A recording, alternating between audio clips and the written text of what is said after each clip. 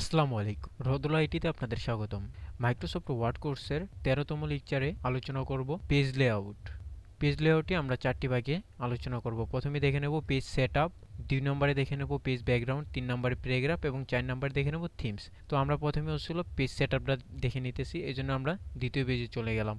এখন আমরা দেখব মার্জিন। আমরা যদি মার্জিনে ক্লিক করি, এই জায়গা থেকে বিভিন্ন ধরনের মার্জিন আপনারা পাবেন। এই জায়গা থেকে যেরকম মার্জিন আপনাদের প্রয়োজন হবে ওইরকম যদি মার্জিন সিলেক্ট করে দেন তাহলে দেখতে পাচ্ছেন যে আপনার টেক্সটগুলো ওই মার্জিনের আওতায় চলে আসবে। এটাকে নর্মাল মার্জিন করে দিলাম। পরেই রয়েছে ওরিয়েন্টেশন। ওরিয়েন্টেশনের মাধ্যমে আপনার পাচ্ছেন পোর্ট্রেট এবং ল্যান্ডস্কেপ, অর্থাৎ আপনারা আপনার পেজটা কি সোজা রাখতে চান নাকি আড়াআড়িভাবে রাখতে চান।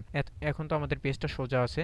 এখন যদি আমি ল্যান্ডস্কেপে ক্লিক করে দিই সেক্ষেত্রে দেখতে পাচ্ছেন যে আমাদের পেজগুলো আড়াআড়িভাবে হয়ে গেছে। তো আবার যদি আমি পোর্ট্রেটে ক্লিক করি সেক্ষেত্রে দেখতে পাচ্ছেন যে সোজা হয়ে গেছে। এরপরই সাইজের মাধ্যমে আপনারা কোন সাইজের পেপার নিতে চান এই জায়গা থেকে বিভিন্ন সাইজের পেপার আছে। তো আপনারা হচ্ছিল সাইজটা সিলেক্ট করে দিবেন। তো আমি এই জায়গাতে যদি A3 সিলেক্ট করি তাহলে দেখতে পাচ্ছেন যে আমাদের পেজের আকারটা আগেরটা থেকে দ্বিতীয়টা একটু বড় হয়েছে। তো এখন যদি আমি পেজটা আগের মতো করতে চাই তাহলে আগে আমাদের লেটার সাইজ ছিল, এজন্য লেটারে ক্লিক করে দিলাম।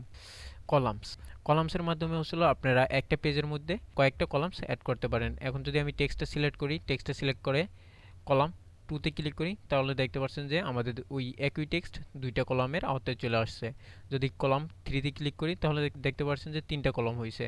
যদি কলাম লেফটে ক্লিক করি তাহলে বাম পাশে একটা ছোট কলাম হয়েছে এবং ডান পাশে একটা বড় কলাম হয়েছে। যদি কলাম রাইটে ক্লিক করি তাহলে দেখতে পাচ্ছেন ডান পাশে একটা ছোট কলাম এবং বাম পাশে একটা বড় কলাম।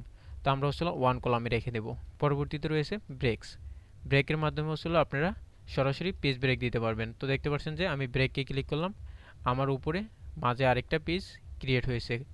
তো এভাবে হচ্ছিল আপনারা পেজ ব্রেকের মাধ্যমে ব্রেক করে নিতে পারবেন। এরপরই আছে লাইন নাম্বার। লাইন নাম্বারের মাধ্যমে হচ্ছিল আপনারা আপনাদের কয়টা লাইন হয়েছে এটা নাম্বারাইজ করতে পারবেন। এই জায়গা থেকে যদি আমি reset echo page line number দিই তাহলে দেখতে পাচ্ছেন যে আমাদের প্রত্যেকটা লাইনেই নাম্বারের আওতায় চলে আসে। এভাবে হচ্ছিল লাইন নাম্বারের মাধ্যমে আপনারা হচ্ছিল কয়টা লাইন হয়েছে নাম্বারাইজ করতে পারবেন। তো আমি এটাকে নান করে দিলাম। এরপরে রয়েছে হাইপেনেশন।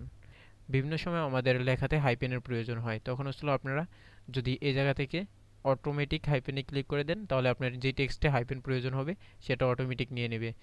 তো আমি আপনাদের দেখানোর জন্য এক প্যারাগ্রাফ সিলেক্ট করলাম। তো দেখতে পাচ্ছেন যে এটাতে কোনো হাইপেন আমাদের নাই। এখন যদি আমি অটোমেটিক হাইপেনে ক্লিক করে দিই এই জায়গাতে দেখতে পাচ্ছেন যে আমাদের একটা লেখা হাইপেনের আওতায় চলে আসে। এই জায়গাতে কম্পিউটারিং এই লেখাটা হচ্ছিল হাইপেনে চলে আসছে। এভাবে হচ্ছিল আপনার যে জায়গাতে হাইপেনের প্রয়োজন হবে অটোমেটিক নিয়ে নেবে। 2 নম্বরে আমাদের রয়েছে পেজ ব্যাকগ্রাউন্ড। পেজ ব্যাকগ্রাউন্ডের মাধ্যমে হচ্ছিল আপনারা আপনাদের পেজের ব্যাকগ্রাউন্ড কালারটা চেঞ্জ করতে পারবেন। এই জন্য আমরা সরাসরি টেক্সটে ক্লিক করে পেজ লেআউটে চলে যাব। এরপরে আমরা পেজ কালারের পরে এই জায়গাতে নো কালার এখন সিলেক্ট করা আছে। আমি যদি এখন পেজ কালার সিলেক্ট করে দিই তো দেখতে পাচ্ছেন যে এই জায়গাতে আমি যে কালারটা সিলেক্ট করে দেব পেজটা সরাসরি ওই কালারেরই হয়ে যাবে। এরপরেই আছে পেজ বর্ডার। পেজ বর্ডারের মাধ্যমে হচ্ছিল আপনি আপনার পেজটাকে বর্ডারের আওতায় আনতে পারবেন। আমি যদি এখন বক্সে ক্লিক করি, বক্সে ক্লিক করে যদি আমি একটা নর্মাল পেজ বর্ডার দিয়ে রাখি তারপরে ওকেতে প্রেস করি তাহলে দেখতে পাচ্ছেন যে আমাদের প্রত্যেকটা পেজেই একটা বর্ডার হয়েছে, চতুর্দিকে একটা বর্ডার আছে। তো এইভাবে হচ্ছিল আপনার পেজ বর্ডার সিলেক্ট করে দিতে পারেন। আমি হচ্ছিল পেজ বর্ডারটা নান করে দিলাম। এরপরে ওকে, পেজ কালারটাও নান করে দিলাম। ওকে, এখন দেখব ওয়াটারমার্ক। অনেক সময় আপনারা দেখতে পান যে কোনো পিকচারের উপরে অথবা কোনো লেখার উপরে ওয়াটারমার্ক দেওয়া থাকে। তো এটা আপনি কীভাবে অ্যাড করবেন, এজন্য সরাসরি আপনারা পেজ লেআউটে চলে যাবেন। তারপরে পেজ ব্যাকগ্রাউন্ডে একেবারে উপরেই পাবেন ওয়াটারমার্ক। এই জায়গা থেকে আপনারা চাইলে ওয়াটারমার্ক ক্রিয়েট করতে পারেন। কাস্টম ওয়াটারমার্কে যদি ক্লিক করেন তো ওই জায়গা থেকে আসলে আপনি টেক্সট ওয়াটারমার্কে ক্লিক করে দিবেন। এরপরে এই জায়গা থেকে একটা টেক্সট লিখে দিবেন আপনি যে ওয়াটারমার্কটা দিতে চান। আমি এই জায়গা থেকে লিখে দিলাম RODRULA, রোদোলা IT। এখন যদি আমি ওকেতে প্রেস করি তো দেখতে পাচ্ছেন যে আমাদের প্রত্যেকটা পেজে হচ্ছিল একটা ওয়াটারমার্ক চলে আসছে। এখন কিভাবে এটার ওয়াটারমার্কের কালার চেঞ্জ করবেন, এই জন্য আপনারা সরাসরি ওয়াটারমার্কে চলে যাবেন। তারপর কাস্টম ওয়াটারমার্ক এই জায়গা থেকে কালারে ক্লিক করে আপনারা এই জায়গা থেকে যে কোনো একটা কালার সিলেক্ট করে দিতে পারেন। আপনার যে কালারটা পছন্দ হবে আপনি ওই কালার সিলেক্ট করে দিতে পারবেন। তারপরে যদি আমি ওকেতে প্রেস করি তাহলে দেখতে পাচ্ছেন যে আমাদের ওয়াটারমার্কটা ইয়েলো কালারের হয়ে গিয়েছে। 3 নম্বরে আমাদের রয়েছে প্যারাগ্রাফ। প্যারাগ্রাফ নিয়ে ইতিপূর্বে আমাদের একটা ভিডিও আছে, আপনারা ওই ভিডিওটা দেখে নিতে পারেন। আমি পেজ লেআউট প্যারাগ্রাফটা এখন দেখাবো। মানে পেজ লেআউট প্যারাগ্রাফে আমাদের দুইটা বিষয় আছে, একটা আছে ইনডেন্স, আরেকটা আছে শেপিং। ইনডেন্সের মাধ্যমে আপনি আপনার লেখাটা লেফটে এবং রাইটে মুভ করতে পারবেন, অর্থাৎ ডানে বামে সরাতে পারবেন। তো এখন যদি আমি ইন্ডিয়ান রাইটে ক্লিক করি তাহলে দেখতে পাচ্ছেন যে আমার ফুল পেজেসটা ডান দিকে সরে যেতেছে। ইন্ডিয়ান লেফটে ক্লিক করি তাহলে দেখতে পাচ্ছেন যে আবার বাম দিকে চলে আসতেছে।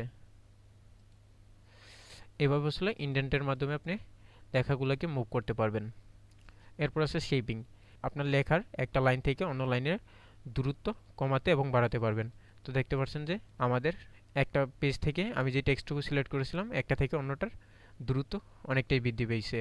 4 নম্বরে আমাদের রয়েছে থিমস। থিমসের মাধ্যমে হচ্ছিল আপনি আপনার পেজের থিম চেঞ্জ করতে পারবেন, আপনার লেখার থিম চেঞ্জ করতে পারবেন। এখন আমাদের একটা হেডিং তৈরি করে নিতে হবে। এই জন্য আমরা কম্পিউটারটা সিলেক্ট করলাম, সিলেক্ট করার পর আমরা উপরে একটা হেডিং তৈরি করে নিলাম।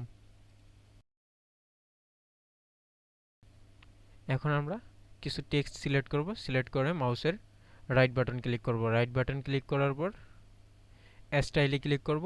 স্টাইল থেকে আমরা টাইটেলে ক্লিক করে দেব। ওকে, এরপরে আমি পেজ লেআউটে চলে যাব, তারপরে থিম। থিম থেকে এখন যদি আমি থিম কালারগুলো চেঞ্জ করি বা থিম ডিজাইনগুলো চেঞ্জ করি তাহলে দেখতে পাচ্ছেন যে আমাদের টেক্সটের থিমটা চেঞ্জ হইতেছে।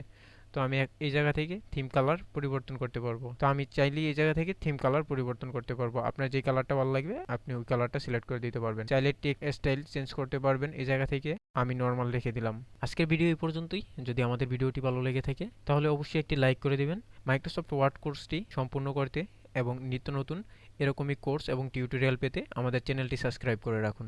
ধন্যবাদ সবাইকে। আল্লাহ হাফেজ।